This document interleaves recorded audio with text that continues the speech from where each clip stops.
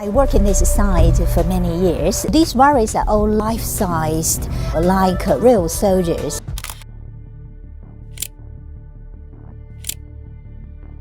For many years, thousands of warriors have watched and waited.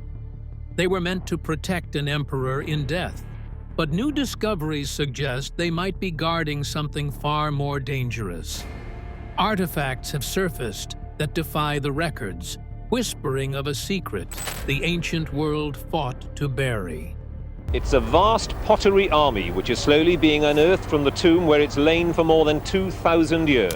Now, the buried truths are clawing their way to the surface, and what's emerging from the Terracotta Warriors could rewrite history in ways darker than anyone imagined. So what did scientists really find when they went deeper than ever before?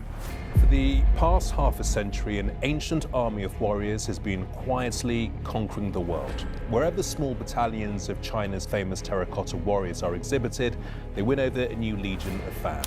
The funny thing about history is that it rarely hands over its secrets all at once. Sometimes it leaves them buried, waiting for the right moment to surface. And when that moment finally comes, it doesn't just rewrite the past. It makes you question how much of it we ever really understood. What happens when a single unearthing pulls back the curtain on a history we thought we already knew? To answer that, we have to go back to where it all began. The legendary discovery. It started in the spring of 1974, during a drought in the Chinese countryside near Xi'an. A group of farmers were digging for a new well, hoping to find water in the dry earth. Their shovels struck something hard. At first, they thought it was ordinary pottery. When more pieces appeared, the shapes began to tell a different story. Word spread to local officials, and soon archaeologists arrived. What they uncovered would become one of the most important archaeological finds in modern history. Beneath the soil lay rows upon rows of life-sized clay soldiers, frozen in perfect formation. Each stood facing east, as if awaiting orders from a long-dead commander. These figures were part of a vast underground army, created to guard the tomb of China's first emperor, Qin Shi Huang. The scale of it was a lot. Thousands of soldiers, about 8,000 of them, along with archers, charioteers, and horses, filled the pits, each one positioned with the precision of a real military unit. Up close, the details were even more remarkable. Their faces were not the same at all. Some wore stern expressions. Others seemed calm. At the center of all this stands Qin Shi Huang, the ruler who unified the warring states into a single empire in 221 BCE and set out to fortify that achievement beyond death. He was a leader obsessed with control and permanence. In life, he standardized the written language, currency, and measurements across the empire. And in death, he also wanted to carry that power with him. His burial complex was designed as a complete underground world, and the Terracotta Army was built to stand guard for eternity. It was a bold and almost unimaginable vision that an emperor was securing his rule beyond the limits of life. The scale of the site matches that ambition. The mausoleum complex, for instance, covers dozens of square kilometers, with hundreds of related pits scattered across the land. Archaeologists have only uncovered a fraction of it. What has been revealed so far includes soldiers, chariots, horses, weapons, and even evidence of workshops where craftsmen shaped the warriors. Every part of the layout appears intentional, with the army positioned to defend the emperor in the afterlife, as they would in the living world. For now, it stays sealed, and the decision is deliberate. After watching how quickly the warriors' paint disappeared, experts are unwilling to risk damaging what might lie inside. Until technology can guarantee its preservation, the tomb will remain untouched. The discovery in that dry field nearly 50 years ago wasn't a single moment. It was the beginning of a story that is still unfolding. Each statue, each artifact, adds another piece to the puzzle of Qin Shi Huang's empire. And somewhere beneath the earth, beyond the reach of light, the heart of that story still waits. The thing about discoveries is that they rarely stay neatly in the past. Just when it seems the Terracotta Army has given up all its secrets, something new comes to light. And this time, what's been found is raising more questions than answers. The newly unearthed not good discoveries. It's one thing to stumble upon a relic from the past. It's another to find something that feels like it's been sitting in the dark, waiting for the right moment to reveal itself. That's exactly what happened when archaeologists turned their focus to Pit 2 of the Terracotta Army. If Pit 1 is the grand stage, which is rows upon rows of silent soldiers standing at attention, then Pit 2 is the hidden war room. Pit 2, for those unfamiliar, is not the largest of the Qin burial pits, but it's one of the most intriguing. This is where the Qin Emperor's special forces were assembled. Infantry ready to march, archers poised to strike, chariots built for speed, and mounted troops prepared to charge. It's a more complex, more strategic side of the Emperor's power, and it's been sealed away for over 2,000 years. The thing is, no one really touched Pit 2 for a long time. While the discovery of the Terracotta Army in the 1970s captured the world's attention, this section of the site remained mostly untouched. Excavation didn't seriously begin until 2015, and even now, the work is painstakingly slow. Only a fraction of what lies beneath has been uncovered, and that's by design. Archaeologists know they're dealing with something fragile, both in terms of the artifacts themselves and the history they might rewrite. This isn't a race to dig. It's more like a slow, careful conversation with the past. What they've found so far hints at a different story from the one history books have been telling. The arrangement of the soldiers in Pit 2 doesn't match Pit 1's more straightforward military lineup. Instead, the positioning here suggests a sophisticated battlefield strategy, almost like the Emperor was planning for multiple fronts at once. Infantry are flanked by archers, cavalry are set for rapid movement, and the chariots are placed where they could cut through enemy lines. This wasn't simply about showing off numbers. It was about showcasing the mind of a leader who saw war as a chess game and positioned his pieces accordingly. Now, this is where things get interesting.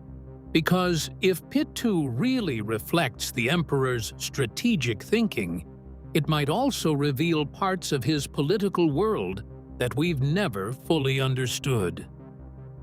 The Qin dynasty's image has long been shaped by tales of brute force and absolute control.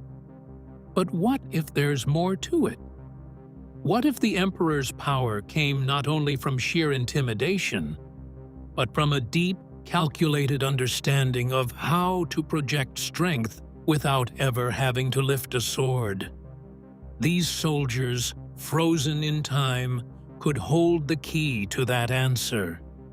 The slow pace of the excavation leaves plenty of room for speculation.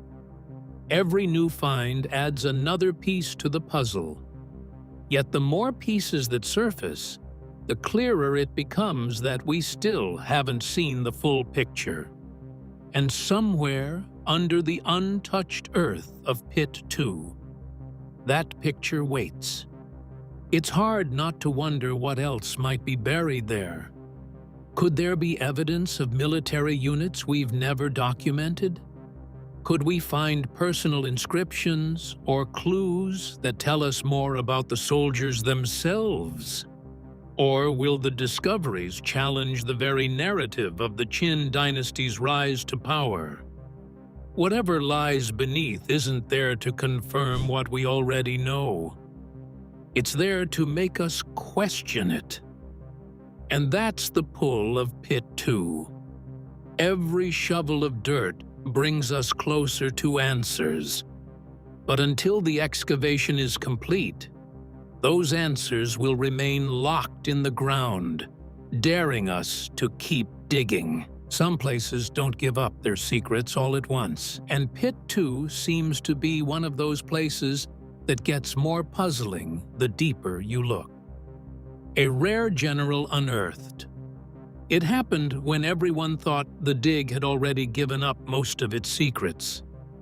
The team had been carefully brushing away at the floor of Pit 2, expecting more of what they had seen before, like rows of infantry, scattered weapons, and perhaps a horse or two. Unlike Pit 1, which holds the massive ranks of soldiers in battle formation, Pit 2 feels more like a command center frozen in time. Here, archaeologists often find specialized units like the archers, cavalry, and the kind of figures that hint at strategy rather than sheer numbers. In December 2024, the soil revealed something rare. As the earth was cleared away from the statue's broad shoulders, the posture alone told the story. This was no ordinary soldier. It was a full-sized, highly detailed general standing, with the unmistakable authority of a man who used to give orders. Every detail, from the layered armor to the sculpted expression, carried something that seemed to speak across centuries. The last time a general of this caliber had been uncovered was in 1994. This one made it only the 10th such officer ever found among the thousands of warriors. Nearby, the excavation revealed the wooden remains of chariots, their wheels warped and brittle from centuries underground. The statues of horses mid-step, heads raised as if they were about to pull away. Smaller figurines whose purpose still raises questions. Together, they created a scene that felt less like a burial site and more like the staging ground of a high-ranking command post.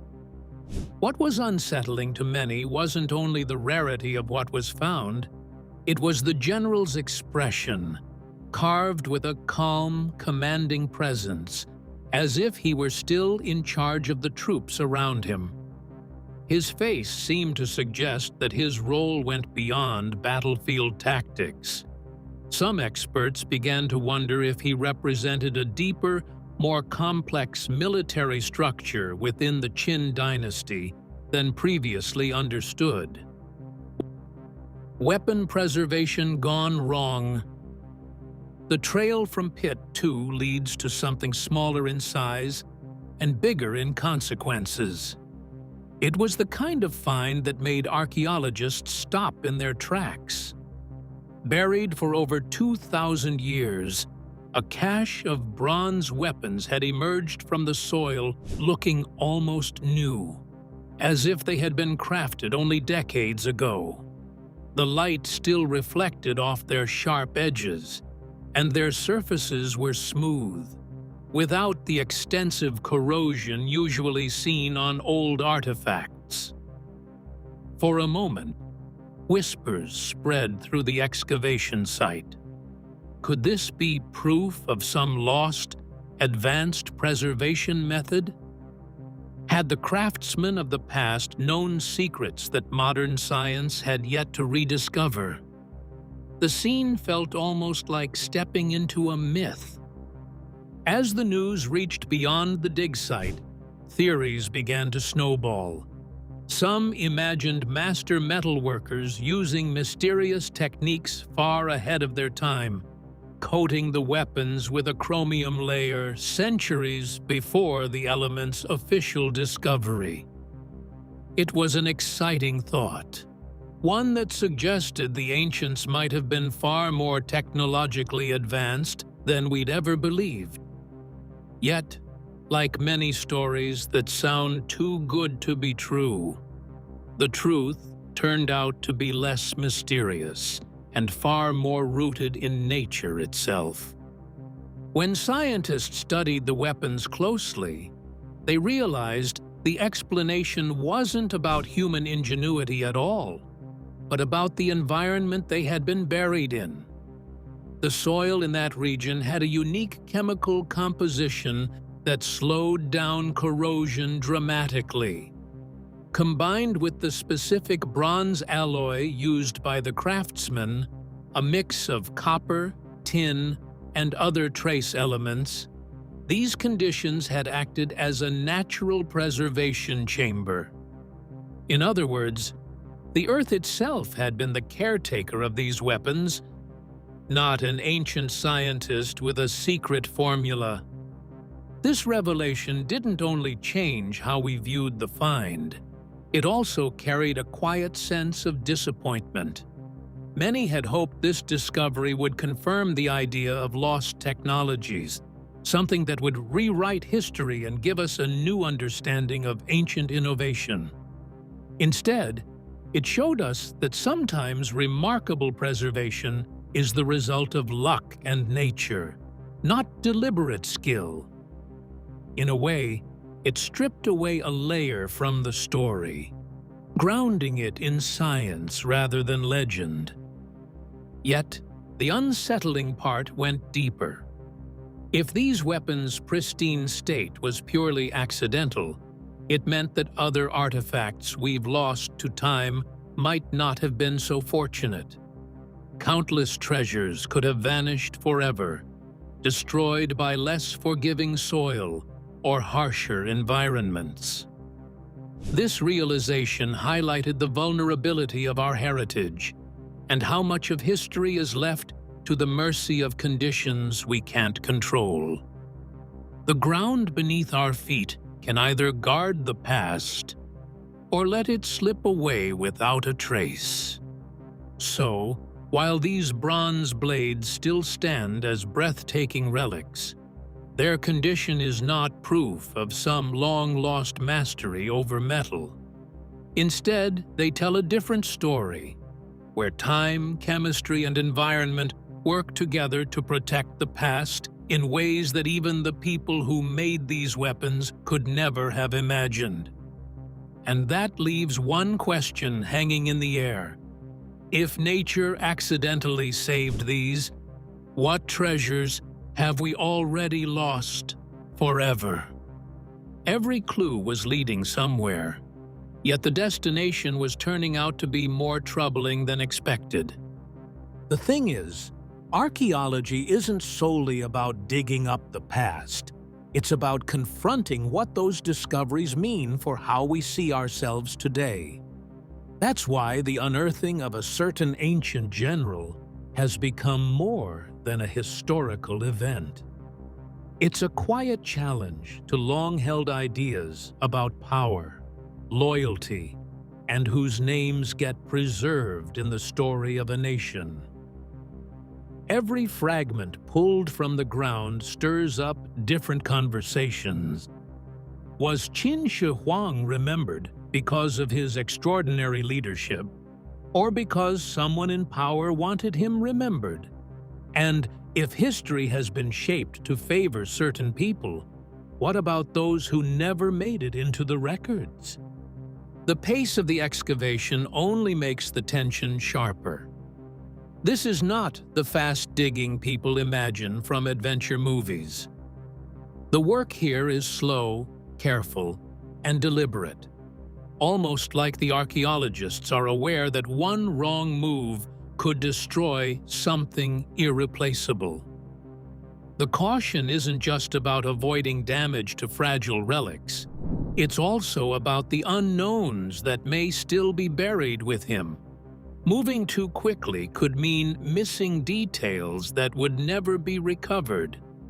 On the other hand, taking too long risks the site being exposed to the elements, losing its secrets forever. It's a delicate balance, and every decision weighs heavily. What has already been uncovered is also quietly dismantling some long-standing myths. For years, many assumed that ancient preservation methods were more advanced than they actually were. Yet the findings here tell a different story. The remains are far more fragile than expected, and the materials are more vulnerable. It shows that without modern conservation techniques, even the most celebrated figures of the past fade faster than we'd like to believe. This reality forces historians to rethink how much of our ancient heritage may already have been lost before anyone could study it. Now, we have the elephant in the room, the unopened tomb. This is the part of the site that sits at the center of both fascination and hesitation. Rumors and legends speak of rivers of liquid mercury, deadly traps, and curses meant to protect what lies within. Some dismiss these tales as superstition. Others point to traces of mercury already found in the soil as reason to take them seriously. For now, the tomb remains sealed, and its contents are a mystery. Every day it stays untouched is another day the unanswered questions hang in the air. Is the delay about safety, preservation, or something more? Until someone takes that step inside, the truth will stay locked away underground. And that's the bigger picture here. Isn't simply about uncovering one man's remains. It's about deciding how far we're willing to go to uncover the truth, even when it threatens to unsettle the stories we've always believed. The site stands as both a treasure and a test, forcing those who study it to wrestle with the tension between curiosity and caution. And somewhere down that earth, history waits. However, when the seal is finally broken, will it give us the answers we're looking for? Or will it force us to face questions we'd rather avoid? Hearing everyday opinions is one thing, but when experts who've studied the details speak up, the conversation tends to shift in surprising ways. What experts are saying. When the excavation team announced the rare General in Pit 2, the story stopped being about a single statue and started being about what that statue might mean. Zhu Sihong, the lead archaeologist, could barely hide what he noticed. He studied the details carved into the armor, the way each plate seemed to be modeled with intent. For him, this wasn't an ordinary soldier from the Qin dynasty. Every curve, every design choice hinted at rank, authority, and a role that went beyond the battlefield. In his view, This could very well be the highest-ranking commander of that particular unit, someone who stood at the top of a carefully structured military order. And in the silent gaze of that clay face, you could almost imagine the presence of a man who once commanded hundreds, perhaps thousands. From a humanities perspective, the figure tells more than just a military story.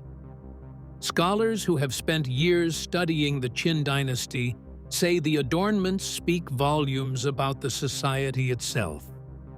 The patterns, the layered armor, even the folds in the robe reveal the delicate balance between status and service in the ancient world. In the Qin social hierarchy, every detail on a person's attire was done on purpose. When an officer receives elaborate adornment while regular troops have plainer gear, that speaks to social values and the way memory was curated. Art historians and cultural scholars point out that these choices are not neutral. They are a form of storytelling that reflects priorities of power and prestige at the time the tomb was made. Yet, while the discovery excites historians and archaeologists, there is a voice urging restraint. Li Gang, a director at the Qin Shi Huang Mausoleum Museum, warns that archaeology is not a race for treasure or quick revelations. He stresses that every layer removed and every artifact lifted needs to be studied with care. We are not excavating to dig up treasures, nor to showcase the underground cultural relics as soon as possible. Instead, we insist on multidisciplinary, multi-angle, multi-level, and all-round archaeological work, which deeply analyzes the values, spirit, and scientific thoughts embodied in the Qin Shi Huang Mausoleum and the Terracotta Warriors themselves, Li Gang said to Sixth Tone. These figures have stayed underground for over 2,000 years, and rushing the process could mean losing clues that will never be recovered. For him, each find is part of a much larger puzzle. The excitement is real, but so is the responsibility to get it right. And then we have the preservation experts, the guardians who know that discovery is only the first step. They remind everyone that without careful application of technology, like X-ray scans and hyperspectral imaging, the fine details that tell these warriors' stories could fade. Dust, air, and light can all erase traces of paint, inscriptions, or subtle marks that have survived for millennia.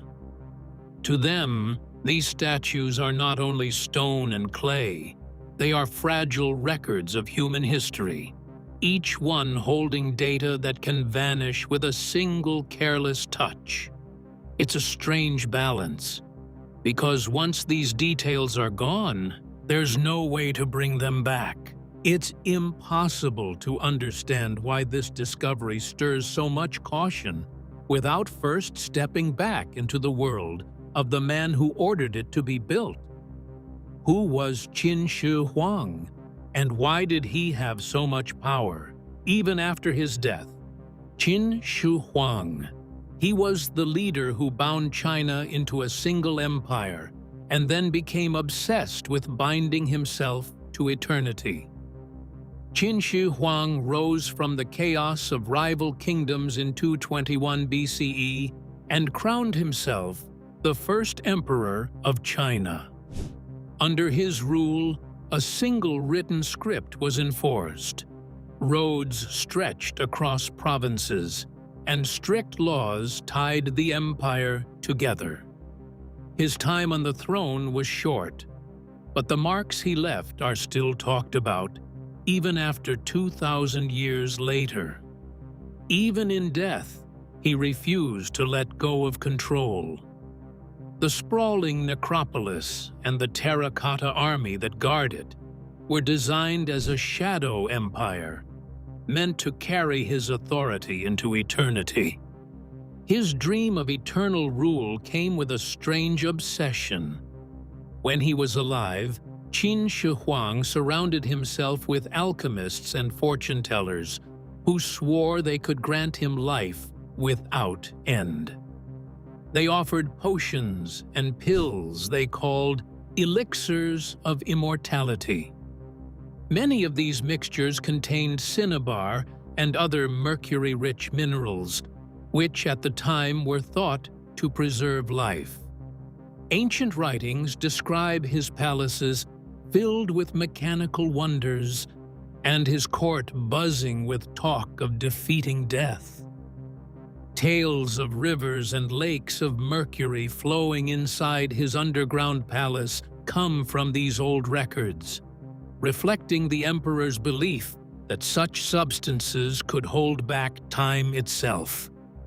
But you know, the more science learns, the more these stories resist dismissal. Historians have long suspected that the elixirs brought him closer to death rather than further from it. Some believe his life ended in 210 BCE because of mercury poisoning when he was only 49. Modern soil studies around the tomb mound have revealed mercury levels far above the norm, a detail that lines up almost too neatly with the old accounts. In 2023, BBC said that he often drank wine laced with mercury and might have died of mercury poisoning at the age of 49. These findings don't answer every question, but they make it easier to see why the tomb remains unopened. The empire's grand burial project also came at a human cost too heavy to ignore. Historical records and archaeological evidence speak of an enormous workforce. In these details, the ancient world stops feeling distant and becomes something real and human. All of this builds a picture that is as heavy as it is also intriguing. Qin Shi Huang's relentless reach for immortality left behind a monumental grave and a silent army that has watched over him for more than 2 millennia. The irony of Mercury, the very thing he believed would save him, being the agent that may have ended his life, hangs over the story. For today's researchers, the challenge is more than scientific. It is a constant weighing of knowledge against preservation, of curiosity against the responsibility to protect history. And this is exactly why the heart of the tomb remains sealed. But then, if science could finally solve the mystery inside his tomb, is it worth risking what might happen when it's opened? Let me know your thoughts in the comments below. Don't forget to like, share, and subscribe to our channel so you never miss any of our uploads. To enjoy more content like this, click on the next video on your screen.